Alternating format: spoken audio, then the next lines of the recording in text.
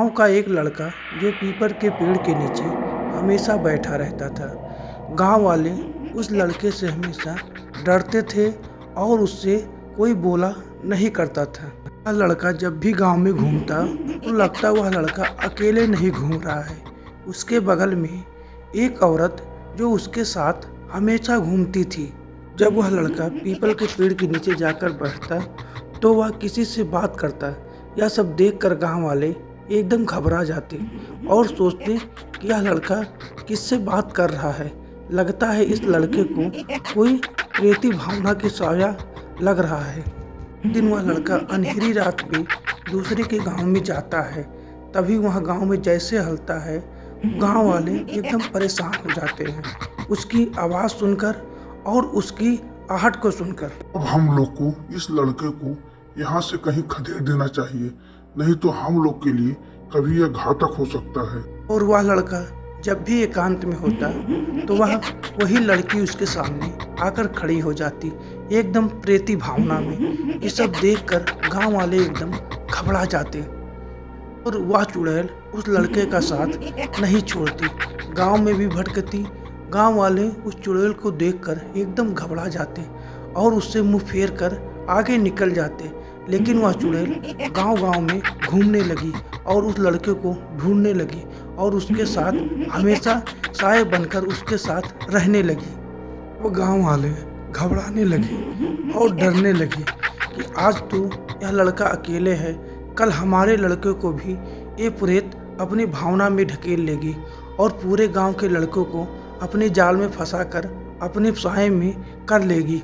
एक दिन लड़का घर के अंदर पहुंचता है और अपने दादाजी से कहता है, ये दादा, ये क्या जाप कर रहे हो? इस जाप से मैं डरने वाला नहीं हूँ। यह सब बात सुनकर दादाजी एकदम डर जाते हैं और जोर जोर से कहने लगते हैं, हे भगवान, मेरी परीक्षा इतनी बुरी मत लो कि मैं पूरी जिंदगी आपकी पूजा किया हूँ और मेरा ही लड़का इस प्रेत आत्मा को मिला है क्या? वह प्रेत आत्मा उस लड़के को एकदम कब्जे में ले लेती है और उसके साए में एकदम समा जाती है। यह सब देखकर उसके दादाजी और उसका बड़ा लड़का सब परेशान हो जाते हैं। गांव वाले उधर समझा रहे थे कि अपने लड़के को समझा लो, लेकिन दादाजी बात को नहीं मानते। आज उसी का नतीजा है जो ये लड़के को प्रेत अपनी भावना में समा ली है और उसके अंदर एकदम घुस गई है। अब मैं पूरे गांव को अपने कब्जे में ले लूंगा। अब किसी बच्चे को मैं घूमने नहीं दूंगा। आज मेरी भावना है, मैं देखता हूँ कौन मुझे रोक सकता है। अब मैं पूरे गांव को कहीं नहीं जाने दूंगा। अब मेरा गांव, मैं इसी गांव में रहूंगा। देखता हूँ कौन मुझे बाहर निकालेगा और मैं इसी घर में रहूंगा। दादाजी आप शांत हो जाइए, मैं इसी घर में रहूंगा। पूरे गांव में एकदम सन्नाटा मच जाता है। कोई घर से बाहर रात को नहीं निकलता। अब वह प्रेत आत्मा किसी न किसी शरीर में घुसकर वह लोगों को परेशान करना शुरू कर दिया था। सब घटना बाकी गांव में फैलने लगा। सभी लोग उसको विचार करने लगे कि कैसे मैं इस लड़के से प्रेत आत्मा को निकालूं और कौन आकर इस गांव के लिए मदद करे।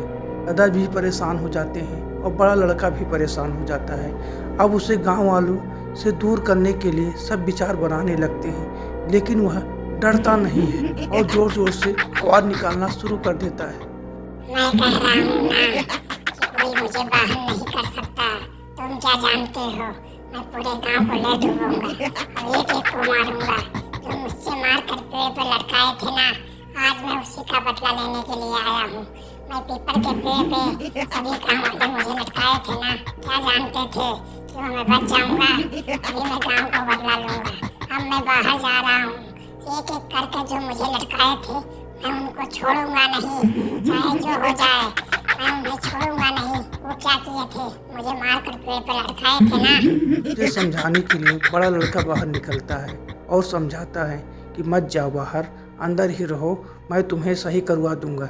लेकिन वह इतना ज़ोर से गुस्सा होता है और उसके पैर में इतना ज़ोर से मारता है कि मारने के बाद वह ज़मीन पर गिर जाता है और फिर वह भाग लेता है। भागने के बाद वह गांव वालों को डटने और हड़काने शुरू कर देता है और अपना बदला पूरा करने के लिए गांव से बाहर निकल जाता है।